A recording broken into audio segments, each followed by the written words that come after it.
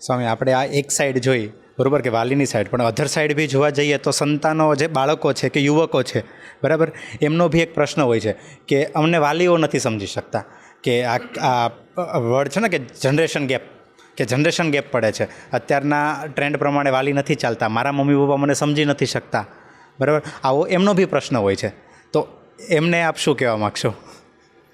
યુવાનોનો પ્રશ્ન પણ વ્યાજબી જ છે. હા, કેટલેક અંશે વ્યાજબી છે. યંગ જનરેશન અને ઓલ્ડ જનરેશન બંનેની વચ્ચે જનરેશન ગેપ રહેશે જ.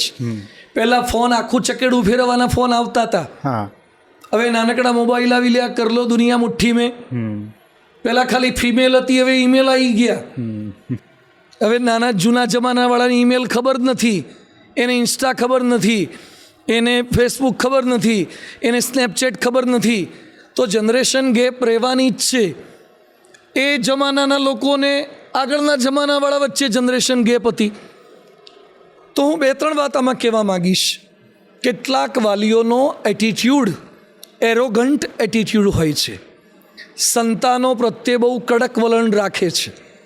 આમ કરવું જ જોઈએ, આમ જ થવું જોઈએ, મારા ઘરમાં બધું મારું ધાર્યું થવું જ જોઈએ, મારો દીકરો આમ જ કરવો જોઈએ, દીકરી આમ જ કરવી જોઈએ, આમ કરવું જોઈએ, આ ભાવનાથી લેવું જોઈએ.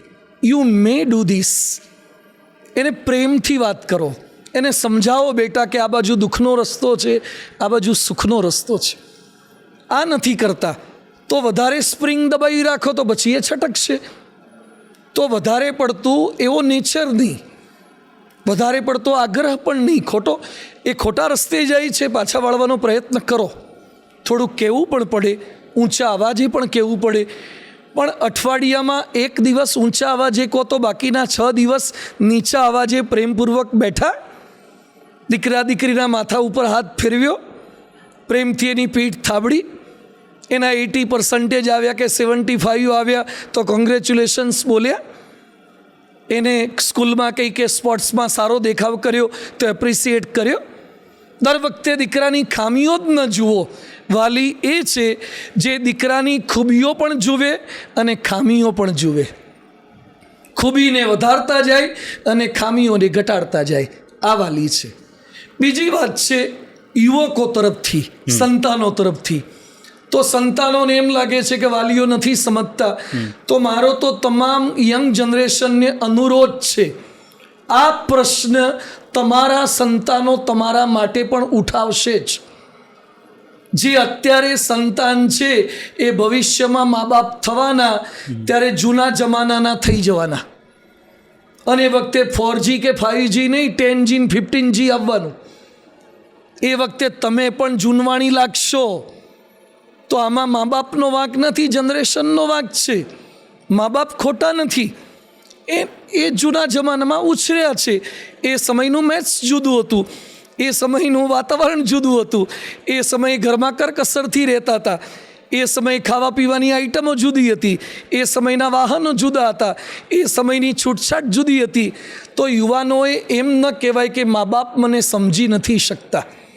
ન સમજે તો મા બાપની સામે ન થવાય, મા બાપને જેમ તેમ ન બોલાય, મા બાપને ધમકીઓ ન અપાય, મા બાપને બતાવી ન દેવાય, ઘર છોડીને જતું ન રહેવાય, આત્મહત્યા ન કરાય. મા બાપ સાથે પ્રેમથી બેસાય, મા બાપને સમજાવવાનો થોડોક પ્રયત્ન કરાય.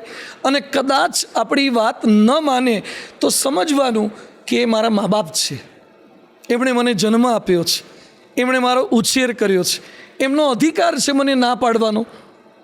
તો ક્યારેક મારે ના પણ સહન કરવાની તૈયારી રાખવી જોઈએ.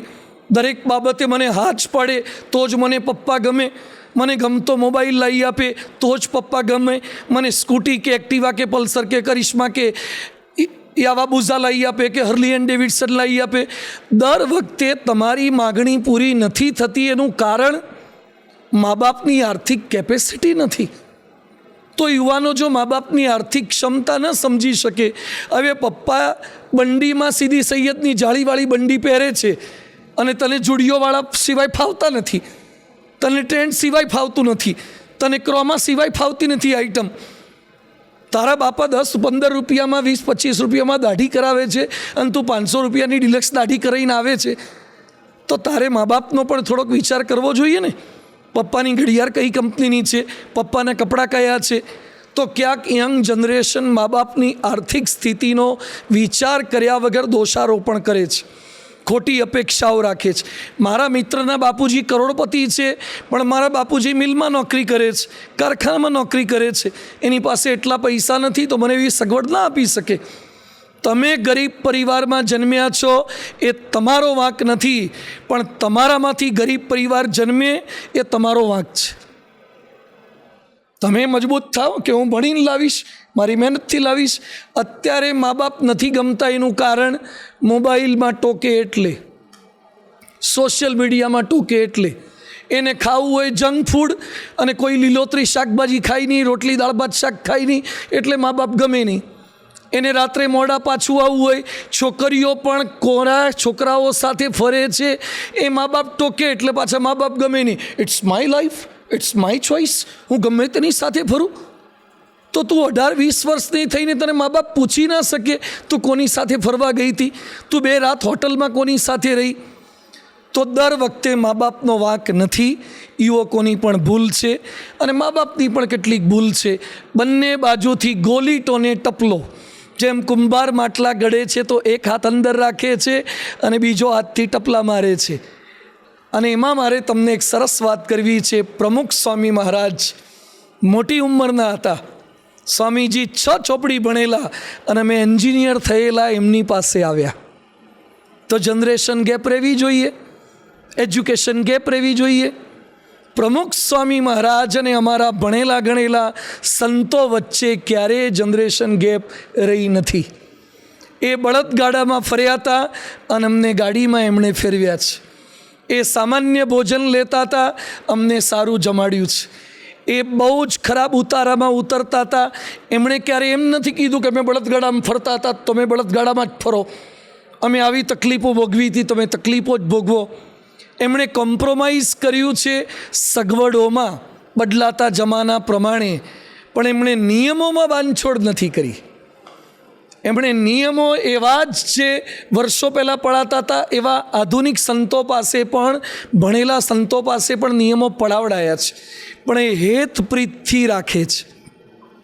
અમે પારકાના સંતાનો, અલગ અલગ જ્ઞાતિના, અલગ અલગ સમાજના, અલગ અલગ ગામના, અલગ અલગ દેશના, અલગ અલગ એજ્યુકેશન બેકગ્રાઉન્ડના આવા 1200 સંતાનોને જો મહાન સ્વામી મહારાજ પ્રેમથી સાચવી શકતા હોય તો એક મા બાપ પોતાના 1-2 સંતાનને પ્રેમથી કેમ ના સાચવી શકે? કારણ કે ગુરુનું વર્તન એટલું પવિત્ર છે, એમનો વિવેક એટલો સરસ છે, એમની વાણી એટલી સરસ છે. એટલે બધાને એમ ઈચ્છા રહ્યા કરે છે કે આજ્ઞા કરે એનું બધું જ પાલન આપણે કરીએ. ન કેવળ સંતો, અત્યારે બાળકો, બહેનો, ભાઈઓ, લાખો હરિભક્તો જે મહાન સ્વામી મહારાજની આજ્ઞાનું પાલન કરે છે. જે મહાન સ્વામી મહારાજે સત્સંગ દીક્ષા એક ગ્રંથ રચ્યો છે 315 શ્લોકોનો, તમને સાંભળીને આશ્ચર્ય થશે. આજે ઘણાના ઘરમાં ગીતા નથી હોતી, રામાયણ નથી હોતું. રામાયણ હોય તો ચોપાઈ નથી આવડતી, ગીતા હોય તો શ્લોક નથી આવડતો. મહાન સ્વામી મહારાજે બહુ જ સુંદર શાસ્ત્રોના સાર સ્વરૂપે સત્સંગ દીક્ષા નામનો ગ્રંથ રચ્યો છે અને ઘણા બધા મુખપાઠ કરતા હતા. પણ સ્વામીજીએ સંકલ્પ કર્યો કે સનાતન ધર્મની રક્ષા, હિન્દુ સંસ્કૃતિની રક્ષા આપણા સંસ્કૃત શાસ્ત્રોથી થશે, આપણી મર્યાદાઓથી થશે, આપણા ધાર્મિક આદેશોથી થશે. તો એમણે સંકલ્પ કર્યો કે 315 શ્લોકો બધા મુખપાઠ કરે. તો કેટલા બાળકો બાલિકાઓ કરે? 10,000 બાળકો બાલિકાઓ કરે. 10,000. હવે સંસ્કૃત ભાષા તો દેવ ભાષા કહેવાય, દેવ થયા પછી જ કામ લાગે એવું કેટલાક માને છે. ઇંગ્લિશ શીખવાડો, ઇંગ્લિશ કામ લાગે. ફ્રેન્ચ શીખવાડો, જર્મન શીખવાડો, સંસ્કૃત નહીં. ભારતના લોકો સંસ્કૃત નથી જાણતા, શીખવાડતા નથી. અને તમને જાણીને આશ્ચર્ય થશે, અહોભાવ થશે, 34,000 બાળકો બાલિકાઓ અત્યારે સત્સંગ દીક્ષાનો મુખપાઠ કરી રહ્યા છે. હજારો બાળકો બાલિકાઓએ સત્સંગ દીક્ષાના 315 શ્લોકો મુખપાઠ કરી નાખ્યા અરે જેને વાંચતા નથી આવડતું એવા 3 વર્ષના 3.5 વર્ષના બાળકોને બાલિકાઓએ કેસેટ સાંભળીને મા બાપ બોલે, માતા બોલે શ્લોકો, સંચાલકો બોલે અને શ્લોકો મુખપાઠ કરી દીધા. સિદ્ધાંત કારિકાના 565 શ્લોકો મુખપાઠ કરી દીધા. મહાનજી વ્રત 5 દિવસ સુધી નિર્જલ ઉપવાસ. આપણા છોકરાને ફરાળી 11 કરવાનું કહેજો. 5 દિવસ પાણી વગર, 2 એકાદશી નિર્જળા, આવું કરે છે. તો તમે કહો છો કે મારું કયું નથી કરતા. કયું કરે છે જો તમને કરાવડાવતા આવડે તો સંતાનોએ પણ શીખવાનું છે અને વાલીઓએ પણ શીખવાનું છે. બંને તરફથી એવું વર્તન હશે તો ક્યારે વાલી અને સંતાન વચ્ચે કન્ફ્લિક્ટ નહીં થાય. થશે તો સમાધાન થઈ જ જશે.